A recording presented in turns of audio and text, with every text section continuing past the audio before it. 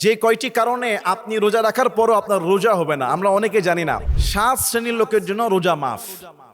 রোজার পরিবর্তে পরে হয় সাদাকা করবে, না হয় রোজা রাখবে, কিন্তু রমাদান মাসে 7 শ্রেণীর লোকের জন্য রোজা না রাখলেও তাকে জবাবদিহি করতে হবে না, সে গুনাহ থেকে মাফ পাবে। 1 নম্বরে অসুস্থ ব্যক্তি, মারিদ, যিনি অসুস্থ, রোজা রাখা যার জন্য সম্ভব না, তিনি অসুস্থতার পরিবর্তে রমাদানের পরে যখন সুস্থ হবে তখন সেই রোজাগুলো আদায় করবে।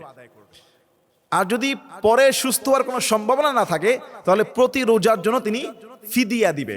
প্রতি রোজার জন্য একজন মিসকিনকে 2 বেলা পেট ভরে খাওয়াবে বা খাওয়ার টাকা দিয়ে দিবে। 1 নম্বরে অসুস্থ যিনি। 2 নম্বরে মুসাফির ব্যক্তি, যিনি ব্যবসায়িক কাজে বা যে কোনো কাজে সফর করেছেন, নিজের বাড়ি থেকে সফরের দূরত্বে চলে গিয়েছেন, 70-80 কিলোমিটার দূরে চলে গিয়েছেন, মুসাফির অবস্থায় জার্নির ক্লান্তিতে পিপাসা লেগেছে, তার রোজা না রাখলে আল্লাহ তাকে গুনাহ দিবে না, পরে সেই রোজাটা রেখে দিবে। মুসাফির ব্যক্তির জন্য রোজা ভাঙলে কোনো সমস্যা নেই। 3 নম্বরে অত্যন্ত বয়োবৃদ্ধ, দুর্বল, তেমন অসুস্থ না কিন্তু এত বয়স আর এত দুর্বল, যিনি সারাদিন এত লম্বা সময় রোজা রাখা যার জন্য সম্ভব না, তার জন্য রোজার পরিবর্তে তিনি মিসকিন খাওয়াবে বা ফিদিয়া দিয়ে দিবে। 3 নম্বরে। 4 নম্বরে যেই মা বোন রমাদান মাসে হায়েজগ্রস্ত হয়, ঋতুবর্তী হয়, নেফাস শুরু হয়, তাদের জন্য রোজা মওকুফ। যেই কয়টা রোজা রাখতে পারবে না পরে তিনি রেখে দিবেন, তার জন্য রোজার শিথিলতা আছে, ভাঙার হুকুম আছে। 5 নম্বরে হলো আপনার শিশু বাচ্চা, যারা মুসলমান বাচ্চা, নাবালেগ, এখনো নাবালেগ বালেগ হয় নাই, সে ব্যক্তি যদি রোজা না রাখে তাহলে আল্লাহ তাআলা তাকে ক্ষমা করে দিবে এবং তার জন্য রোজা ফরজ না, 2-1টা রাখলে সে সওয়াব পাবে। 6 নম্বরে মুসলমান কিন্তু পাগল, পাগলের উপর কোনো শরীয়তের হুকুম নাই, এই জন্য তার জন্য রোজা মওকুফ। 7 নম্বরে যেই মা গর্ভবতী কিংবা যেই মা দুধ পান করায় বাচ্চাকে, বাচ্চার বয়স 3 মাস 4 মাস, রোজা রাখলে দুধ শুকিয়ে যাবে, বাচ্চা খাবারের কষ্ট পাবে, বাড়তি খাবার খায় না, অথবা মা গর্ভবতী, রোজা রাখলে পেটের বাচ্চার ক্ষতি হতে পারে বা তিনি রাখতে পারেন না, কষ্ট হয়ে যায়, সেই গর্ভবতী মা এবং দুধ পান করানো মা, তার জন্য রমাদান মাসে বাচ্চার সুস্থতার জন্য, বাচ্চার ক্ষতির দিক থেকে বাঁচার জন্য যদি প্রয়োজন হয় তিনি রোজা ভাঙতে পারবে। রোজা না রাখলে সমস্যা নাই, যেই কয়টা ভাঙা যাবে রমাদানের পরে সেটা তিনি শুধু ওই কয়টা কাজ আদায় করলে আল্লাহ তাকে ক্ষমা করে দিবে, রোজার সওয়াব দান করে দেবে। তাহলে এই 7 শ্রেণীর লোকের জন্য রোজা ভাঙার অনুমতি আছে, এর বাইরে অন্য কোনো ব্যক্তির জন্য রোজা ভাঙার অনুমতি নাই। আল্লাহ আমাদেরকে বুঝার এবং আমল করার তৌফিক দান করুন, আল্লাহুম্মা আমিন। যে কয়টি কারণে আপনি রোজা রাখার পরও আপনার রোজা হবে না, আমরা অনেকে জানি না।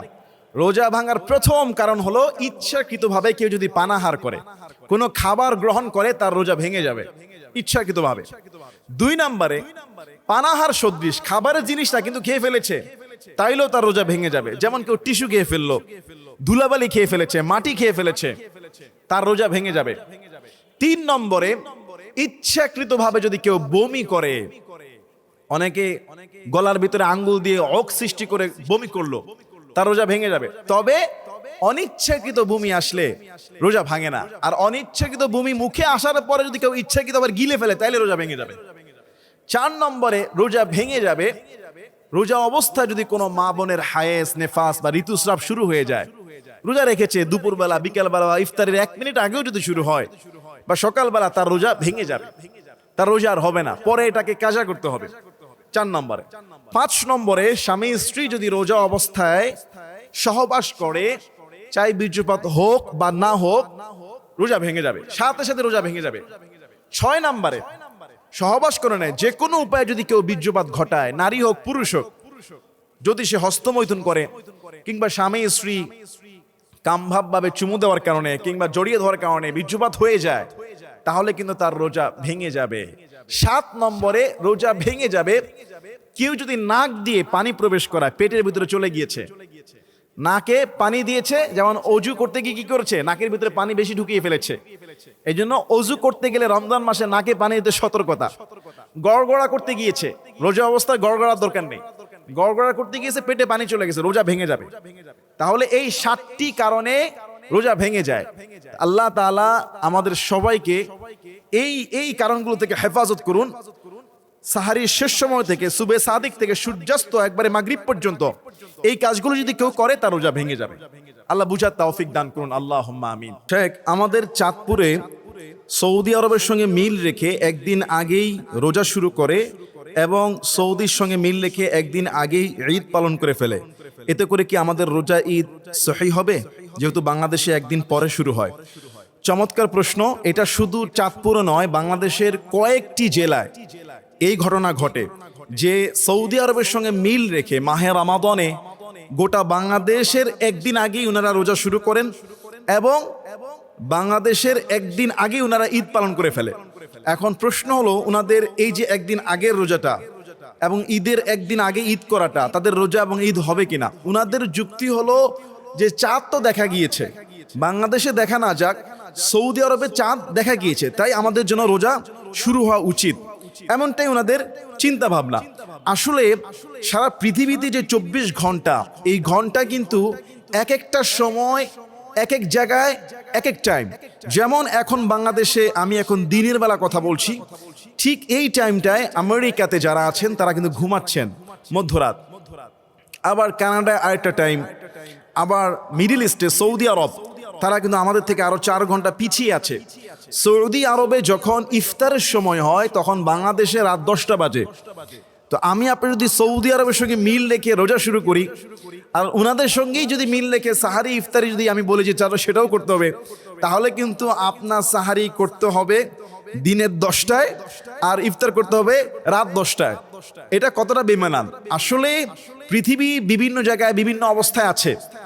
আপনি এখন সৌদি আরব থেকে টেলিফোনে শুনতে পেলেন যে সেখানে চাঁদ উঠেছে, টেলিভিশনে, ইন্টারনেটে, টিভিতে দেখলেন। আজ থেকে 500 বছর আগে টিভি ছিল না, টেলিভিশন ছিল না, ইন্টারনেট ছিল না, খবর জানার কোনো ওয়ে ছিল না যে কোন দেশে কি হচ্ছে। তাহলে ইসলাম এই ক্ষেত্রে কি বলে? রাসূল সাল্লাল্লাহু আলাইহি ওয়াসাল্লাম 1500 বছর আগে এটার মূলনীতি বলেছেন। আল্লাহর হাবিব সাল্লাল্লাহু আলাইহি ওয়াসাল্লাম ইরশাদ করেছেন, সুমু লিরুইয়াতিহি ওয়া আফতিরু লিরুইয়াতিহি। তোমরা রোজা শুরু করো চাঁদ দেখে, রোজা শেষ করো, রোজা ফিনিশ করো, ভঙ্গ করো চাঁদ দেখে, অর্থাৎ ঈদও করো চাঁদ দেখে। আপনার বাংলাদেশে যেদিন চাঁদ উঠবে তারপরের দিন থেকে রোজা, যেদিন আবার শেষ চাঁদ উঠবে, রোজার মাস শেষ, ঈদের চাঁদ উঠবে, ঈদ শুরু হবে। এখন রাসূল সাল্লাল্লাহু আলাইহি ওয়াসাল্লাম এটাও বলেছেন, শাবানের 29 রাত যখন আমরা চাঁদ দেখি, আকাশ যদি মেঘাচ্ছন্ন হয়, তাহলে বলা হচ্ছে যে শাবান মাস 30 দিন পূর্ণ করবা। আপনি সৌদি আরবে শুনলেন চাঁদ উঠে গিয়েছে, বাংলাদেশের আকাশ মেঘাচ্ছন্ন, পরের দিনও আপনি আকাশ মেঘাচ্ছন্ন, চাঁদ দেখতে পাচ্ছেন না। আমরা অনেকে মনে করি কি সৌদি আরব আজকে কালকে আমাদের নিশ্চিত, না, পরের দিনও আমাদের নিশ্চিত নাও হতে পারে। আকাশ মেঘাচ্ছন্ন, চাঁদ দেখা যায় নাই, আপনাকে শাবান মাসে 30 দিন পূর্ণ করতে হবে। এই মূলনীতি রাসূল শিখিয়েছেন। এবং ভবিষ্যতেও টেকনোলজি থাকবে না, ইন্টারনেট, টেলিভিশন, পেপার পত্রিকা, যে দ্রুত যে সংবাদ মাধ্যম, সোশ্যাল মিডিয়া আপনি পাবেন না। তখন আপনি কি করবেন? সৌদি আরবে চাঁদ উঠেছে না না উঠেছে আপনি কিছুই জানবেন না। একটা খবর জানতে 1 মাস ওয়েট করতে হবে। তখন কি আপনি সৌদির সঙ্গে মিলিয়ে রোজা শুরু করা বা চাঁদ করতে, ঈদ করতে পারবেন? খামোখা আমাদের বাংলাদেশের ভাইয়েরা একদিন আগে রোজা রেখে রোজা নষ্ট করে, একদিন আগে ঈদ করে আরেকটা রোজা নষ্ট করে, ঈদের দিনটা নষ্ট করে। আল্লাহ ওনাদেরকে সঠিক বুঝ এবং হেদায়েত দান করুক। গোটা বিশ্বের স্কলাররা যেটা ফলো করছেন, যেটা সম্মতি দিয়েছেন, সেটা না করে গুটি কয়েকজনের নিজস্ব মন গড়া মতবাদে ইসলাম চলতে পারে না। আল্লাহ আমাদেরকে হেদায়েত দান করুন, আল্লাহুম্মা আমিন। তার নিয়তটা কিভাবে করব? নিয়ত কি করাই লাগবে? আমি যদি 1 মাসের রোজার নিয়ত একসাথে করে ফেলি তাহলে কি আমার রোজা হবে? প্রিয় ভাই, চমৎকার একটা প্রশ্ন করেছেন। নিয়ত এটা কিন্তু করা ফরজ। নিয়ত আপনাকে করতে হবে, তবে কোন সময় কিভাবে করতে হবে এটা আমরা অনেকে জানি না।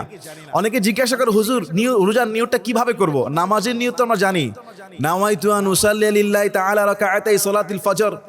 রোজার কি নিয়ত আছে? কিছু কিছু কিতাবে রোজার নিয়ত লিখে ফেলেছে যে আসুমা গাদাম মিন শাহরি রমাদান আল মুবারক, যে আমি নিয়ত করছি আগামীকালকে। আরবিতে অনেক লাইন আছে। এখন কেউ যদি বলে যে আমি পুরো 1 মাসের রোজার নিয়ত একদিনে করে ফেলবো, তাহলে এটা হবে না। ইন্নামাল আ'মালু বিন্নিয়াত, প্রত্যেক কাজ নিয়তের উপর নির্ভরশীল, নিয়ত করা ফরজ। নিয়ত আপনাকে করতে হবে। নিয়ত আপনি মনে মনে ইচ্ছা পোষণ করাটাই নিয়ত। স্পেসিফিক কোনো বাংলা উচ্চারণ, কোনো আরবি লাইন আপনাকে বলতে হবে না। হাদিসের ভাষায় এমন কিছু আসে নাই। আপনি সাহারি খাতে উঠছেন আগামীকালকে রোজা রাখার জন্য, এটাই নিয়ত। অথবা আপনি মনে মনে ইরাদা করলেন যে আমি আগামীকাল রোজা রাখবো, এটাই নিয়ত। তবে নিয়তের টাইমিং এর বিষয় আছে। যেমন পহেলা রমজানের রোজার নিয়ত আপনি পহেলা রমজানের দিনের বেলায় করতে পারবেন না, কারণ পহেলা রমজান এখন আপনি শেষ করতে পারেন নাই। পহেলা রমাদানের ইফতার শেষ, ইফতারের পর থেকে রাতের বেলা বা সাহারির আগে আপনি দ্বিতীয় রোজার নিয়ত করবেন।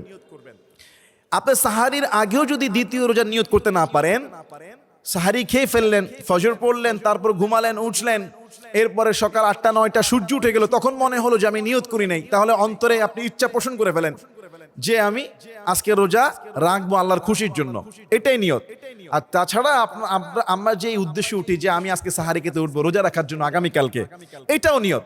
আপনাকে কোনো বাংলা বলতে হবে না, আরবি বলতে হবে না, অন্তরের ইচ্ছাটাই নিয়ত। তবে প্রতিদিনের রোজার প্রতিদিনের আলাদা আলাদা নিয়ত করতে হবে, এক মাসের রোজা একসাথে নিয়ত করা যাবে না। ইন্নামাল আ'মালু বিন্নিয়াত। আল্লাহ আমাদের সবাইকে আমাদের নিয়তটাকে পরিশুদ্ধ করার তৌফিক দান করুন, আল্লাহুম্মা আমিন। রমাদানের প্রথম রাতে আকাশে কি ঘটে আপনি শুনলে আশ্চর্য হয়ে যাবেন। রমাদানের প্রথম দিন থেকে আল্লাহ তাআলা যে কঠিন সিদ্ধান্ত নিয়ে ফেলে তার বান্দাদের রহমতের জন্য, সুবহানাল্লাহ। হাদিসের মধ্যে এসেছে, ইযা কানা আউয়ালু লাইলাতিন মিন শাহরি রমাদান, যখন রমাদানের প্রথম রাত আসে, প্রথম রাত যখন আসে, সুফিদাতিশ শায়াতিন ওয়া মারাদাতুল জিন, আমার আল্লাহ পৃথিবীর সমস্ত শয়তান আর সমস্ত অবাধ্য জিনকে, সমস্ত জিনগুলোকে গ্রেফতার করে, বন্দিশালায় সবগুলোকে বন্দি করে। এই জন্য একটি মাস যেন তারা দুনিয়াতে মানুষের অন্তরে ওয়াসওয়াসা দিয়ে যেন ইবাদতের মধ্যে যেন তাকে যেন গাফিল না করতে পারে। এই জন্য দেখবেন রমাদান মাস যখন আসে মসজিদে জায়গা দেওয়া যায় না। ফজর, জোহর, আসর, মাগরিব, এশা পুরো মসজিদ গুম গুম করে, আল্লাহু আকবার। যে ব্যক্তি সারা বছর নামাজ পড়তো না, সে ব্যক্তি রমজান মাসে 5 ওয়াক্ত সালাত তো পড়েই, তারাবির নামাজও 20 রাকাত দাঁড়ায় দেয় কোরআন তেলাওয়াত শুনে। রমাদানের প্রথম রাত যখন আসে, আল্লাহ শয়তান আর জিনগুলোকে অ্যারেস্ট করে, ওয়া গুল্লিকাত আবওয়াবুন নার, জাহান্নামের সব দরজা আল্লাহ বন্ধ করে দেয়। ফালাম ইফতাহ মিনহা বাবু, একটা দরজাও আর রমজান মাসে জাহান্নামের দরজা খোলা হয় না, জাহান্নামের সব দরজা বন্ধ। ওয়া ফুতিহাত আবওয়াবুল জান্নাহ, জান্নাতের সমস্ত দরজাগুলো আল্লাহ খুলে দেয় রমাদানের প্রথম রাতে, সুবহানাল্লাহ। ফালাম ইউগলাক মিনহা বাবুন, একটা জান্নাতের দরজাও গোটা রমাদান মাসে আর বন্ধ হয় না। ওয়া ইউনাদি মুনাদিন ইয়া বাগিয়াল খাইর আকবিল, রমাদানের প্রতিদিন রাতের বেলা, প্রতিদিন রমাদানে একজন ব্যক্তি আহ্বান করে, দুনিয়ার মানুষেরা, কল্যাণকামী যারা, সওয়াবের প্রত্যাশী যারা, জান্নাতি হতে চাও যারা, সামনের দিকে অগ্রসর হও তারা। রমাদানের প্রতিদিন রাতের বেলা এভাবে ডাকা হয় দুনিয়াবাসীকে। ওয়া বাগিয়াশ শার আকবিল, বলা হয় মন্দকামী যারা, অকল্যাণকামী যারা, গুনাহের প্রতি আকৃষ্ট যারা, এখনো পর্যন্ত শয়তানের গোলামি করছো যারা, আকবিল, তোমরা থেমে যাও। এটা রমাদান মাস, রহমতের মাস, ক্ষমার মাস, মাগফিরাতের মাস। ওয়ালিল্লাহি উতকাউ মিনান নারি ওয়া যালিকা কুল্লা লাইলা, রমাদানের প্রতিদিন রাতের বেলা অসংখ্য অগণিত জাহান্নামীকে রব্বুল আলামিন মাফ করে দেয়, সুবহানাল্লাহ। রমাদান মাসের প্রথম রাতে আল্লাহ তাআলা ইবাদতের পরিবেশ করে দেয়। আসুন রমাদানের পবিত্রতা, সম্মান রক্ষা করি, আল্লাহ যেন আমাদের সবাইকে মাফ করে দেয়, জান্নাতি বানায়, জাহান্নাম থেকে হেফাজত করে। আল্লাহুম্মা আমিন।